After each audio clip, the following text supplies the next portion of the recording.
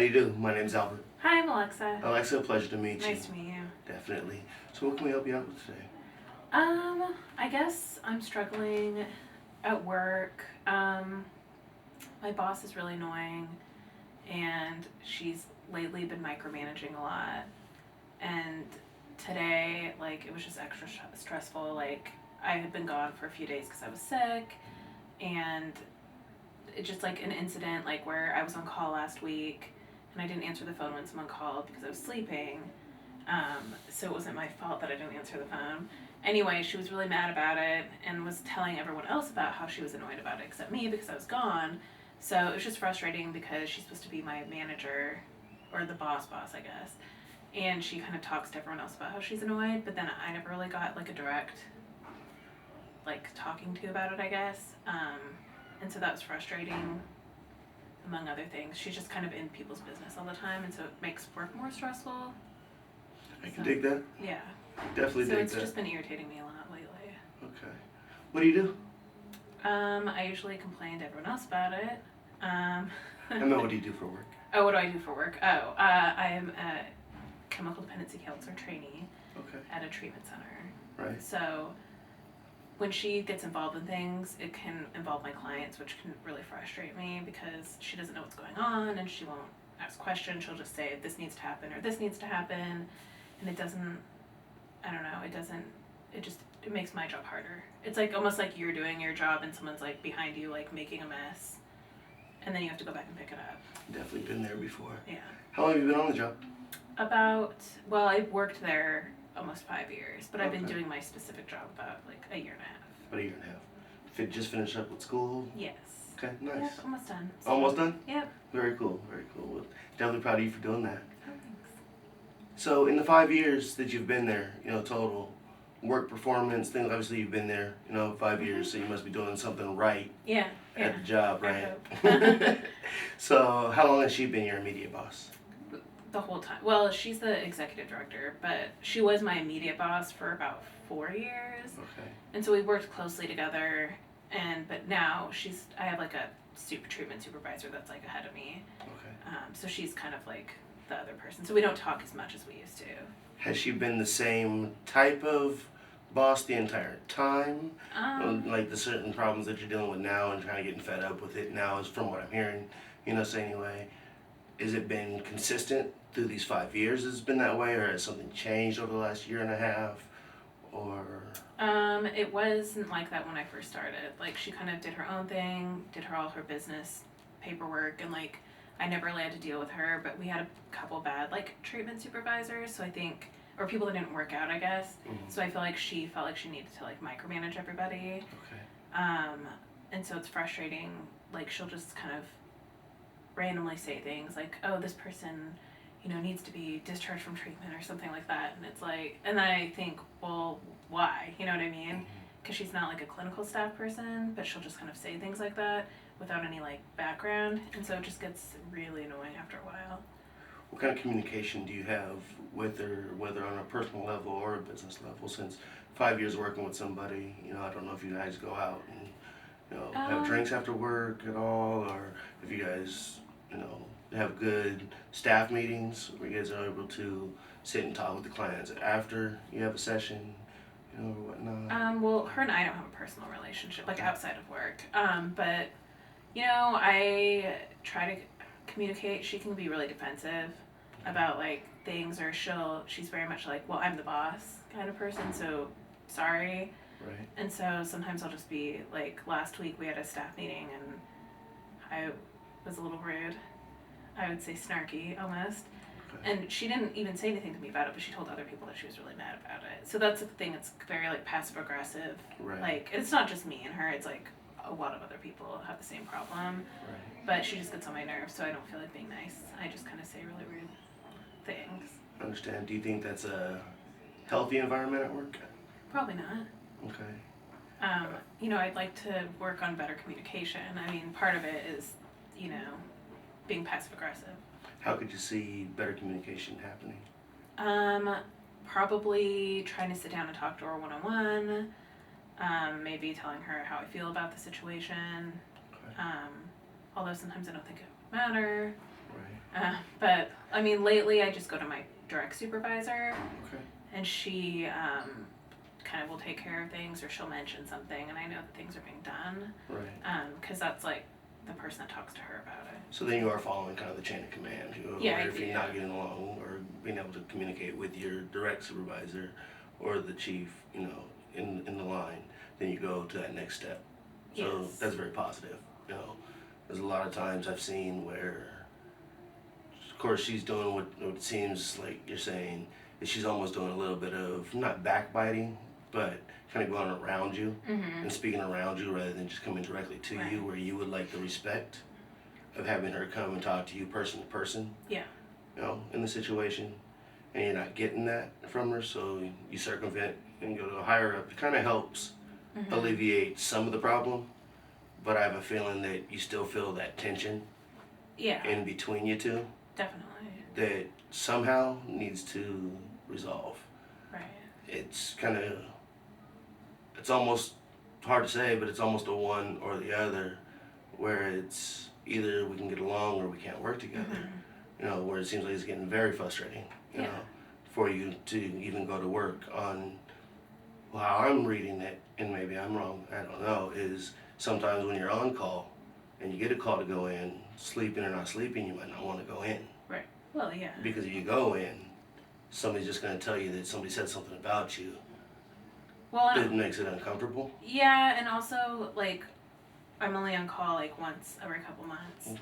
but it was 11 o'clock at night, and so it's not that I wouldn't have gone in, Right. because it was late and I was Gotcha. sick and I was sleeping, but she didn't know the situation. So before she talked to me about the situation, like, oh, okay, it's not like you just ignored your phone call, because I wouldn't do that. It was just kind of assuming that I just didn't feel like answering my phone. Right. And possibly because I said on Thursday that I wasn't going to answer my phone, but I was joking, so it kind of backfired on me. But like the whole thing is like I didn't feel like she talked to me about it first. Gotcha. So Can you kind of see where she's coming from a little bit, to the point where sometimes, and we get frustrated and we say certain things, and sometimes we don't even mean to say, some of the things that we say. But do you see it helping the situation or escalating the situation? like her what? Like her say, the rumor mill, type of thing, Well, or adding to, like, saying that, well, I'm not gonna come in if I'm, called jokingly, Yeah. but then not doing Obviously, it, that and, was my- yeah. and it was an accident that you didn't, Yeah. that you didn't actually mean to not come in, Yeah.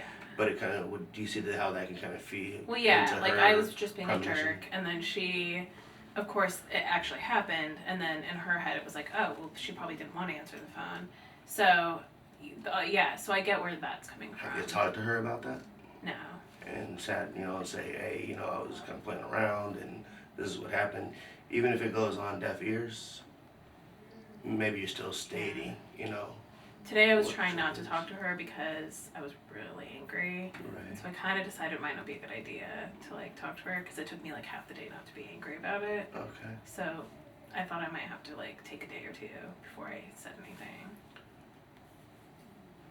What steps do you think you need to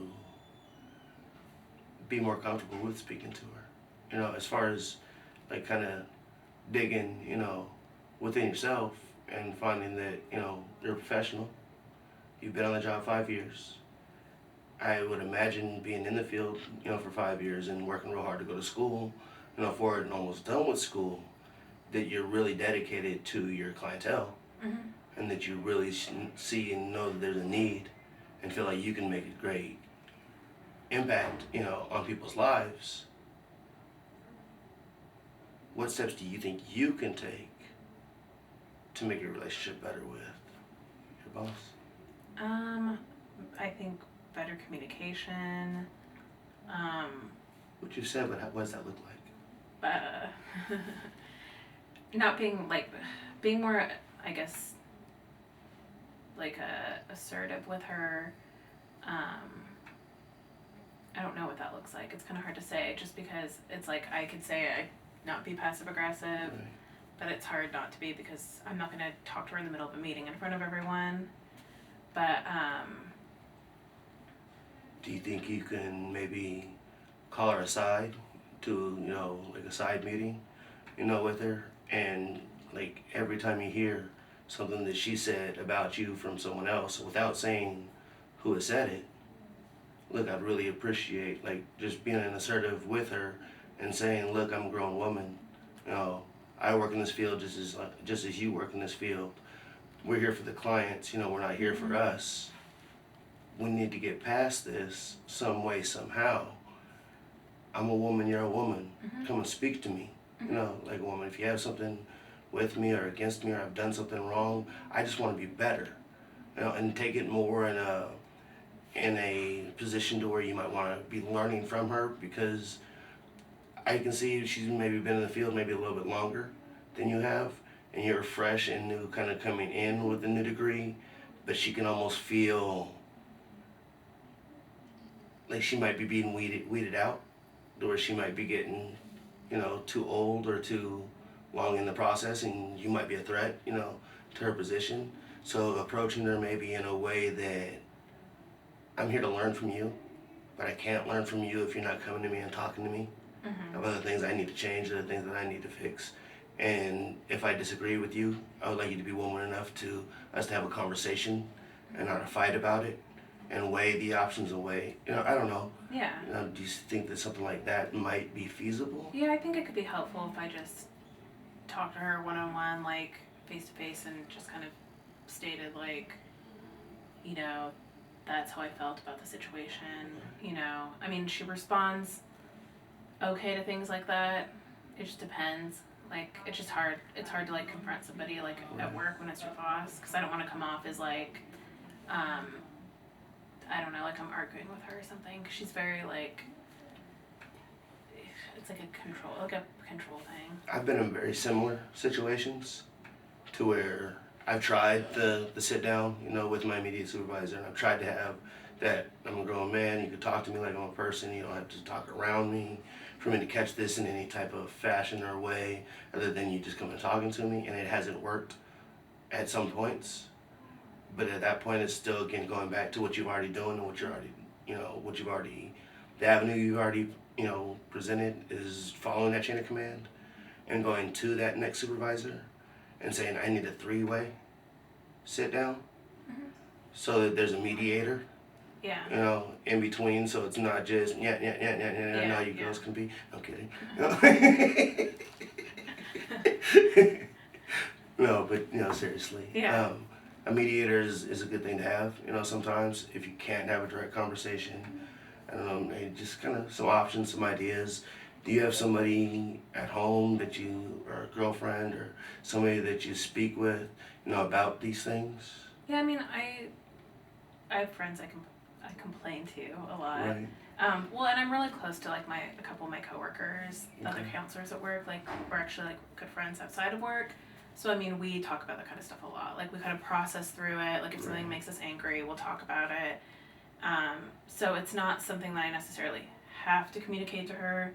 Okay. I mean, I should if it like bothers me enough, but sometimes it's easier just to process it with like another counselor, like just because they experience the same thing. Okay. And then sometimes it's like, okay, well, how do you change that person? Like, if you but like I've definitely will like try to. I think it's a good plan to try to confront her or like communicate better to her.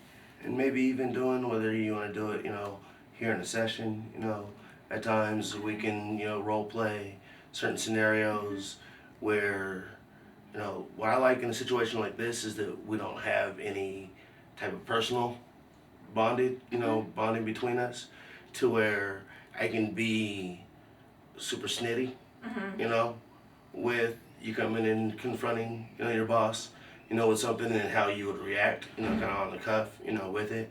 Or I can be super receptive, and you can see how both ways go. So when you go into a meeting, you're prepared for either way, Okay. with it. Okay. So, I think that would help. yeah. I mean, how much time we have left? Well, definitely, I want to talk with you again, Okay. on Yeah, this. that'd be great. Definitely, take the next steps try one. If that doesn't work, go to the next. Okay. If it doesn't work, we'll come back and we'll brainstorm some more and see what we can do. Okay. Well, Alright. thanks for meeting with me. Thank you. Okay. Nice to meet you.